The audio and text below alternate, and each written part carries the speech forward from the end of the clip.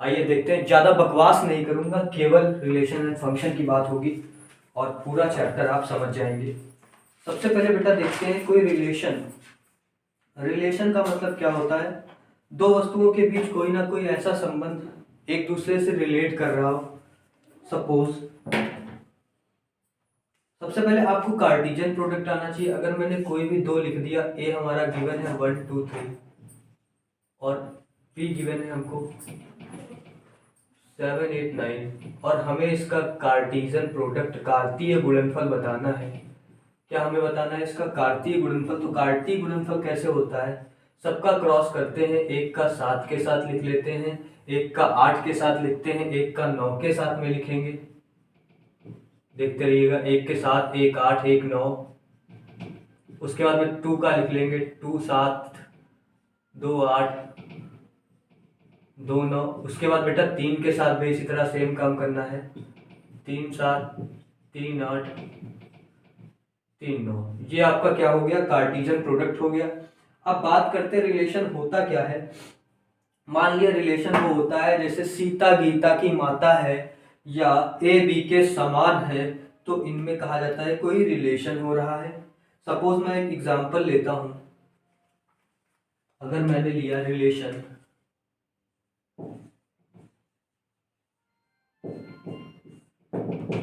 क्या मैंने लिया संबंध, क्या हो सकता है? तो संबंध हमेशा दो वस्तुओं के बीच होता है।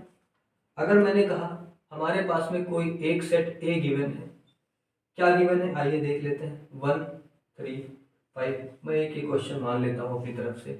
और एक सेट हमको क्या गिवन है? बी गिवन है, जिसमें अवयव क्या है, एलिमेंट्स क्या है, 6 7 8 9। ठीक है, ये हमको गिवन है।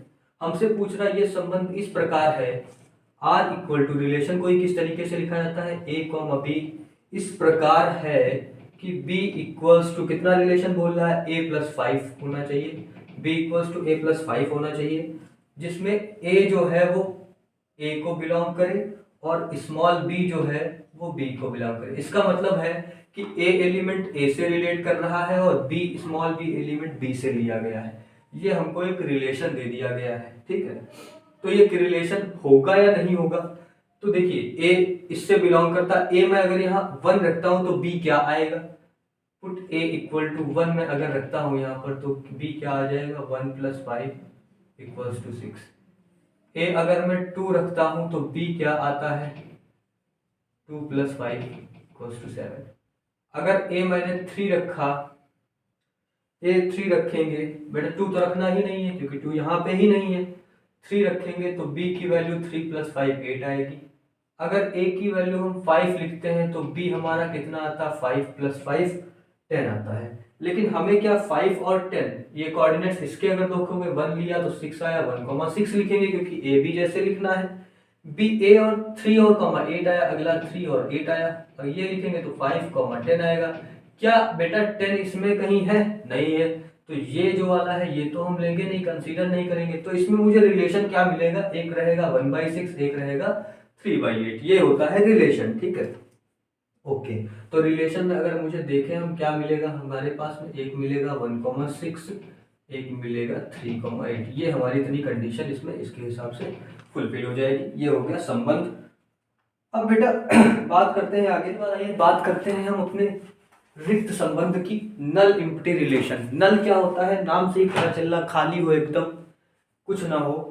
इम्प्टी रिलेशन कहते हैं नो ऑर्डर्ड पेयर। मैंने इधर क्या लिख रखा है, नो ऑर्डर्ड पेयर, कोई भी क्रमित युग्म नहीं होगा। क्रमित युग्म कहने का मतलब अगर मैंने कोई लिखा है एक्स कोमा वाई तो वो बोला जाता है क्रमित युग्म। इसमें कोई भी क्रमित युग्म नहीं होगा। सपोज दैट फॉर एग्जांपल मैं लेता हूं आर इक्वल टू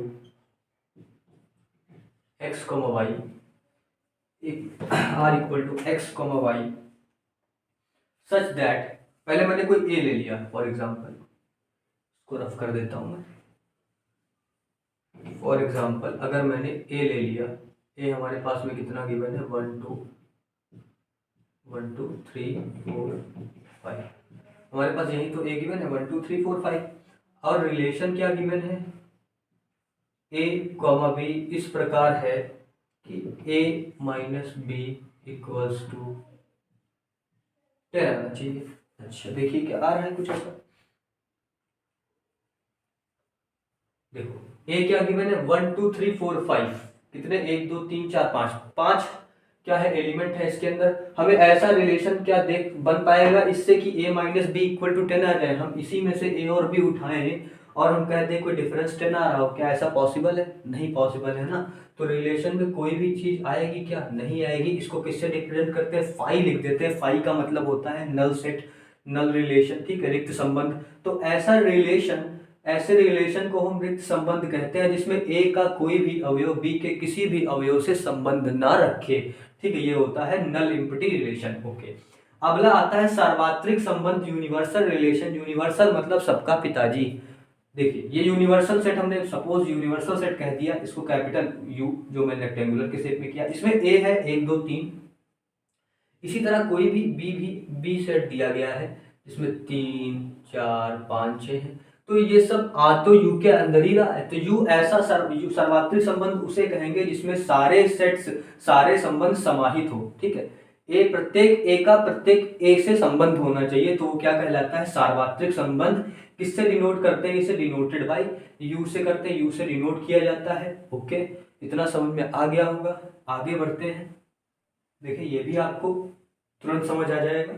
स्वतुल्य, सममित, संक्रामक, तीनों आपको बहुत अच्छे आपके माइंड में बिल्कुल चिपक जाएंगे।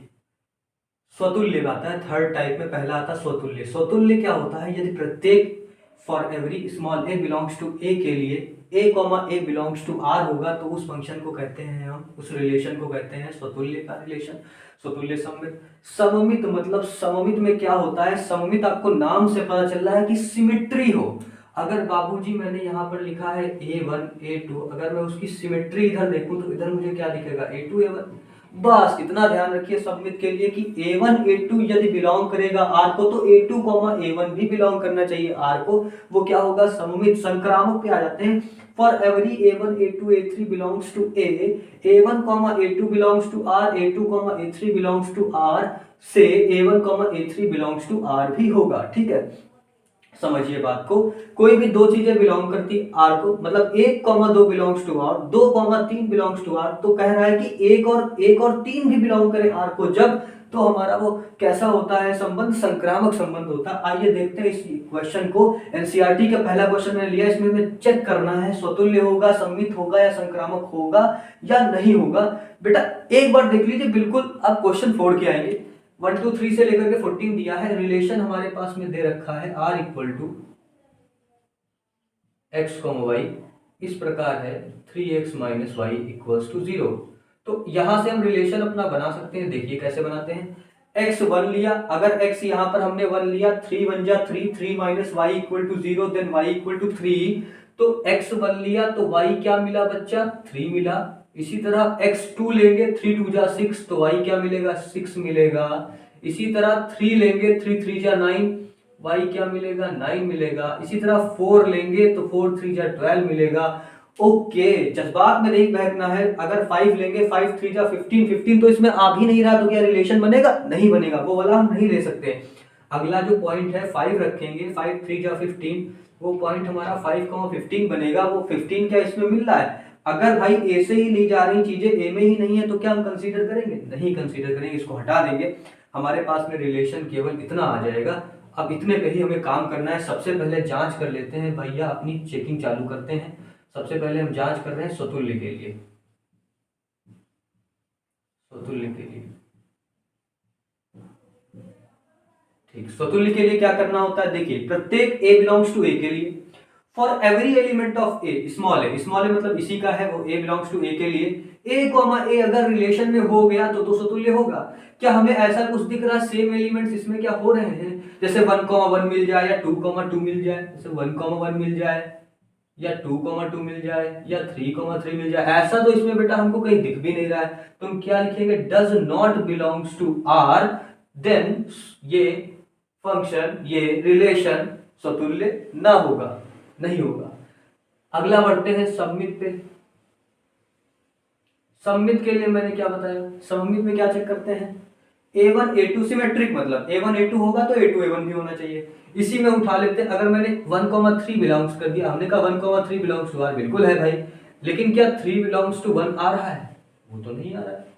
जो कि सममित के परिभाषा को सेटिस्फाई नहीं करता है, अतः ये सममित भी नहीं होगा, सममित भी नहीं है, स्वतुल्य भी नहीं है, तो क्या है भैया?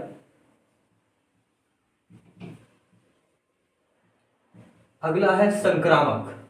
For every a1 a2 a3 belongs to a के लिए a1 a2 a2 a3 then a1 a3। Okay, क्या बोल रहा है? 1,3 बिलोंग्स टू R है, एंड 3,9 बिलोंग्स टू R, बिल्कुल है, ये भी लिखा है, ये देखो ये देखो, ये दोनों है। तो क्या इन दोनों से अगर मुझे क्या मिल जाए, अगर मुझे 3 को छोड़ दो, 1,9 क्या बिलोंग कर रहा है R को? है क्या? नहीं है। तो क्या हम लिखेंगे? ये दिया हुआ रिलेशन ना तो स्वतुल्य है, ना ही सममित है, और ना संक्रामक है, तीनों ही नहीं है। एग्जाम्पल से भी मैंने आपको समझा दिया। बढ़ते हैं आगे। देखिए बेटा, फिर आता है आपका इक्विवेलेंस रिलेशन, तुल्यता संबंध। तीनों हो मैंने शॉर्ट फॉर्म में लिख दिया, जिसमें स्वतुल्य, संक्रामक, सममित तीनों होंगे, वो हमारा तुल्यता संबंध प्रदर्शित करेगा, इक्विवेलेंस रिलेशन दिखाएगा। अब बात करते हैं, टॉपिक आ गया है फंक्शन, इंपॉर्टेंट टॉपिक है। फंक्शन हम किसे कहते हैं? अगर मैं कोई भी दो सेट्स ले लूं, कोई भी दो सेट मैंने ले लिए, कोई भी दो सेट अगर ले लिए मैंने, देखिए एक सेट ए है और दूसरा सेट क्या है? दूसरा सेट क्या है? बी है। तो 1 2 3 4 ये ए सेट में हो गए। इसमें क्या हो गया? ए बी सी डी ई, ये इसमें हो गए। ओके, तो ये फंक्शन कब होगा, ये फलन कब होगा? जब हमारा ए के सभी अवयवों का समुच्चय बी के सारे अवयवों से संबंध होना चाहिए।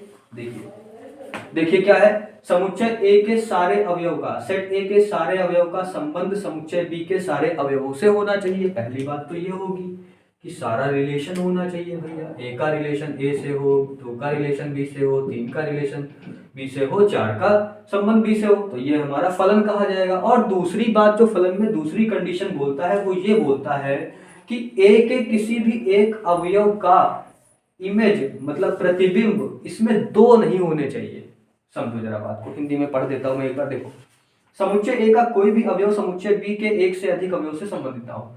समुच्चय ए का कोई भी अवयव समुच्चय बी के एक से अधिक अवयवों से संबंधित ना हो। फॉर एग्जांपल मैं आपको करके दिखाता हूं।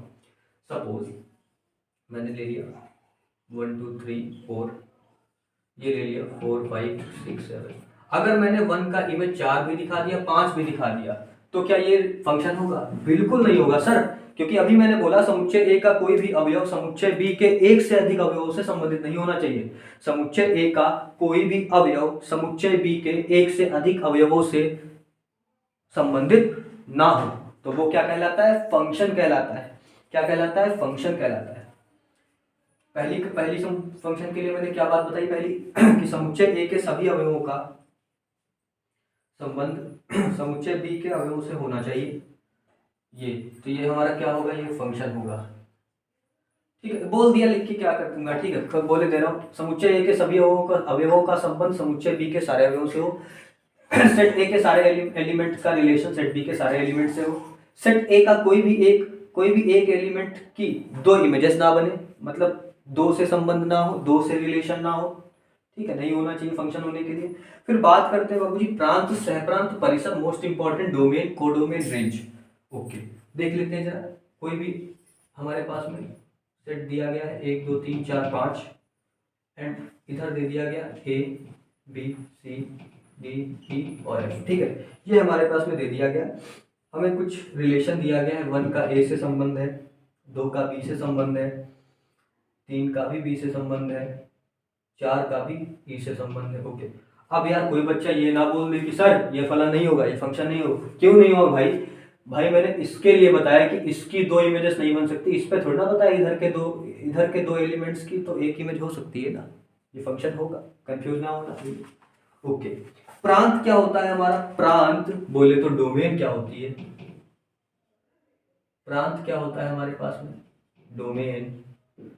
डोमेन होती है पूरा ए। मान लो मैं इसे हिंदी में लिखे दे रहा हूं, पूरा ए में जितना कुछ है सब भैया डोमेन है। कितना? 1 2 3 4 5, सारा डोमेन।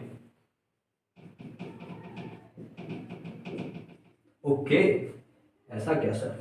सहप्रांत, कोडोमेन। सर इसमें कुछ बताइए, कोडोमेन क्या होता है? बिल्कुल बताएंगे। कोडोमेन वह होता है जिसका अरे भाई कुछ नहीं होता है, पूरा सेट बी होता है, पूरा संबंध बी लिख दो, पूरा वाला सेट जितना दिया है बी पूरा क्या हो जाएगा कोडोमेन। क्या लिखा हुआ है कोडोमेन में, क्या आ जाएगा, ए कर्ली ब्रैकेट में लिखते हैं ए बी सी डी ई और एफ, ये होता है कोडोमेन। अगला आता है रेंज। रेंज क्या होगा बच्चा, रेंज क्या होगा, रेंज क्या होगा। अब रेंज वो होता है बी के उन अवयवों का समुच्चय, बी के उन एलिमेंट्स का सेट जो सेट ए के अवयवों से, एलिमेंट से रिलेटेड है। मतलब सी डी एफ नहीं लेना है भाई, जिसका रिलेशन हो रहा वही लिया जाएगा, ए बी और ई लिया जाएगा। ये हमारा रेंज का फंडा है, ए बी ई हमारा रेंज हो जाएगा। उम्मीद करते हैं इतना आपको समझ आया होगा। आगे बढ़ेंगे फलनों के प्रकार पे, टाइप्स ऑफ फंक्शन कर लेते हैं। एकाएकी फलन किसे कहते हैं, वन वन, एक का एक पर, ऐसे याद रखो एक का एक पर। अगर मैंने कोई भी दो सेट्स ले लिए, suppose A B C D, इधर ले लिया ई एफ जी एच, तो एक का केवल एक ही इमेज बनेगा। बेटा ये होती है प्री इमेजेस और ये होती हैं इसकी इमेजेस, ठीक है। तो एक का एक के साथ संबंध एकाएकी नाम से ही पता चल रहा है, एक से एक पर, एक से एक पर, मैनी वन मतलब बहुत से एक, बहुत से एक पर, बहुत से एक पर, एक दो तीन चार, ए बी सी डी ई, बहुत से एक पर, मतलब इसका भी है, इसका भी है, इसका भी है, इसका भी है, बहुत से एक पर। ओके, आपको समझ में आ गया होगा। परिभाषा क्या कहती है, एफ एक्स वाई एकाएकी है यदि F X one equal to F X two के लिए कंडीशन क्या चेक करनी पड़ती है एकाएकी के लिए, समझिएगा ध्यान को। हम लेके चलते हैं एफ एक्स से वाई में एक ऐसा फंक्शन गिवन है, फलन गिवन है, यदि F X one equals to F X two के लिए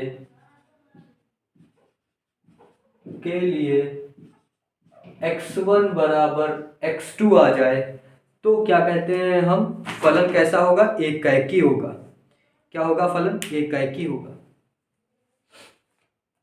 ओके, अब अगर मैनी वन मुझे चेक करना, मैनी वन में क्या करते हैं, मैनी वन में क्या लिखते हैं भाई, अगर मैं यहां से लिखूं तो F1 इनपुट दिया, F1 का आउटपुट क्या है, A है। F2 का देखूं आउटपुट क्या है, वो भी A है। F3 का आउटपुट B, F4 का आउटपुट B, ठीक है, मुझे ये तो दिख रहा है। F2 equal to 3, F2 equal माना F1 इक्वल टू F2 है भाई, इसमें मुझे दिख रहा है F1 इक्वल टू F2 है।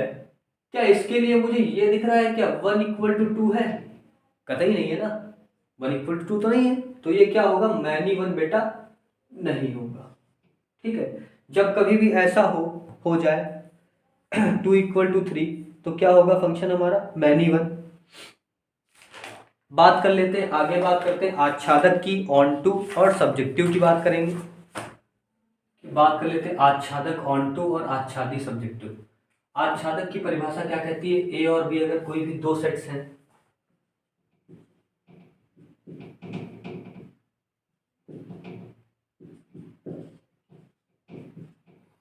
तो कहने का मतलब ये है कि हर ए वाले, हर समुच्चय बी के प्रत्येक अवयव का संबंध समुच्चय ए के साथ हो, समुच्चय बी के प्रत्येक अवयव का संबंध समुच्चय ए के साथ में होना चाहिए। मतलब समुच्चय ए के साथ, सारा मतलब बीजी हो भैया, सारा बीजी हो, सारा कुछ बीजी हो। ओके, देख रहे हो समुच्चय बी के सारे जो सेट बी के सारे एलिमेंट का रिलेशन सेट ए में है, तो इसी को बोलते हैं आच्छादक, ऑन टू। बात करते हैं सब्जेक्टिव। सब्जेक्टिव में अगर कोई भी बच गया, इसमें बी वाले में कोई अगर बच गया तो इसका उल्टा आच्छादी कहलाता है। जैसे A B C D E F 1 2 3 4। Okay, देखते हैं इसका रिलेशन, 2 का रिलेशन, 3 का रिलेशन सी से, इसका भी। तो बाकी जो देखो बी के ऐसे एलिमेंट्स हैं कुछ बचे जा रहे हैं, तो जो आच्छादक नहीं वो आच्छादी, जो आच्छादक नहीं वो आच्छादी। ठीक है, आच्छादक के लिए और क्या होता है, परिसर इक्वल टू सह प्रांत होता है, रेंज इक्वल टू